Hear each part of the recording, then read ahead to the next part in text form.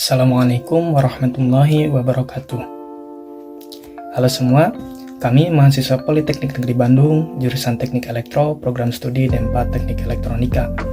Pada kesempatan kali ini, kami dari kelompok 4 yang beranggotakan saya, Hama Ubaidillah, dengan NIM 221344011. Saya Nisrina Nurul Haq dengan NIM 221354026.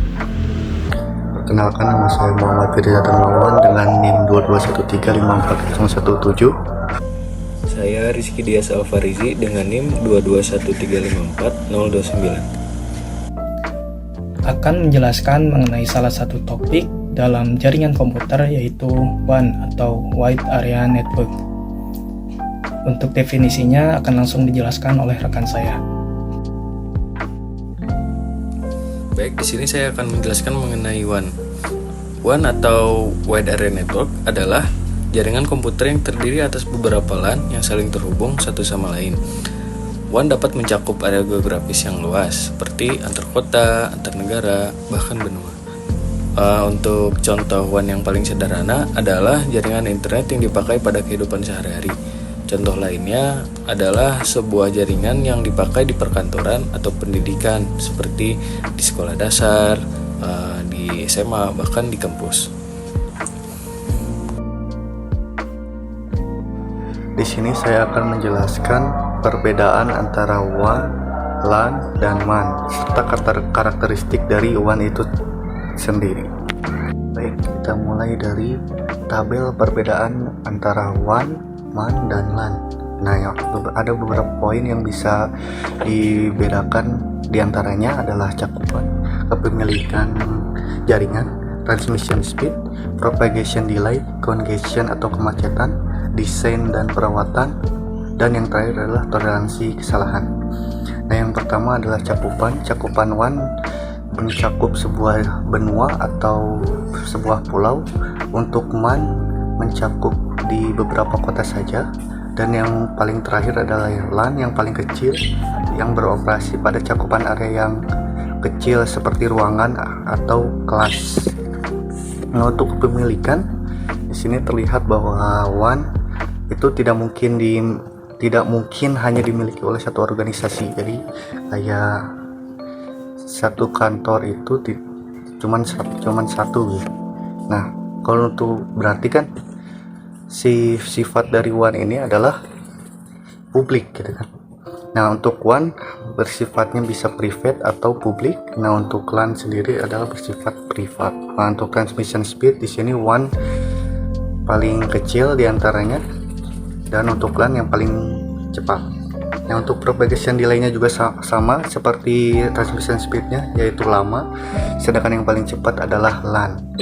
Nah, untuk kemacetan lebih banyak dibandingkan MAN dan LAN untuk WAN sendiri, sedangkan untuk LAN yang paling cepat tidak, jadi kemacetannya itu sedikit. Nah, untuk desain dan perawatan, karena ada cakupan WAN yang terlalu besar, jadi si perawatannya itu lebih sulit dibandingkan dua jaringan yang lainnya. Nah, untuk toleransi kesalahan ada yang paling mudah ya LAN, karena ya kecil. Kalau WAN juga kan besar. Untuk karakteristik WAN kan berdasarkan dari tabel perbedaan yang tadi ya. Yang pertama itu berarti kan memiliki cakupan jaringan yang luas. Jadi kan ya sepulau dimana nggak besar kan.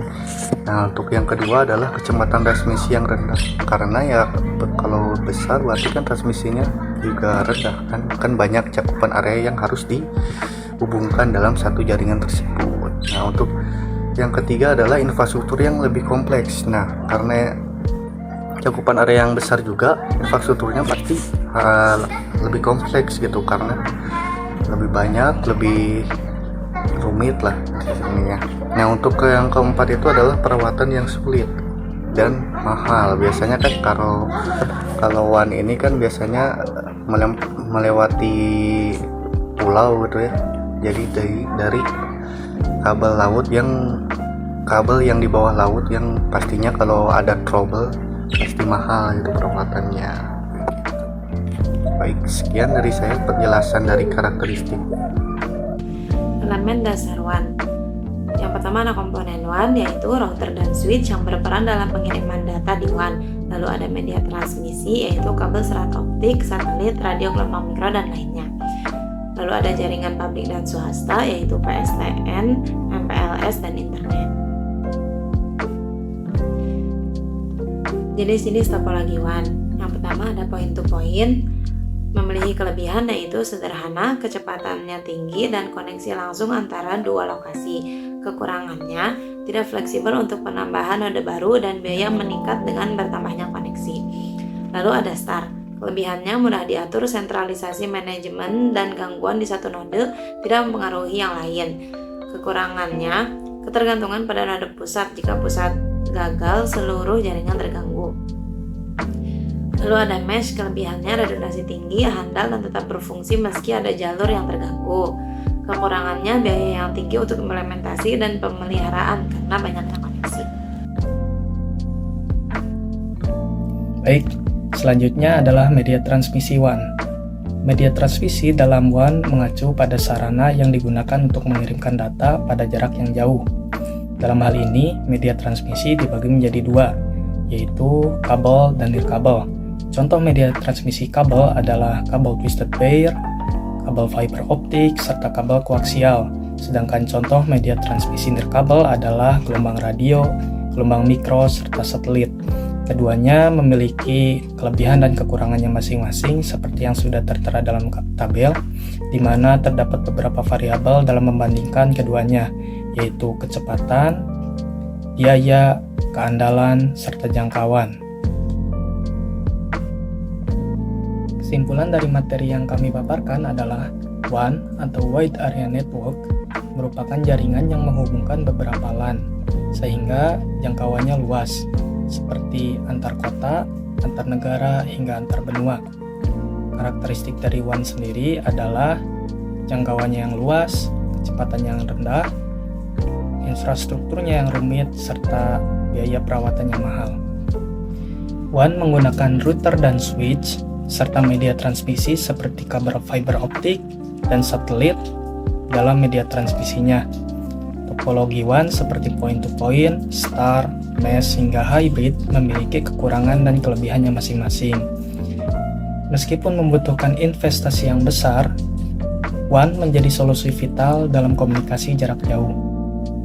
Itu semua adalah materi yang ingin kami sampaikan. Mohon maaf atas segala kekurangan dan kesalahannya.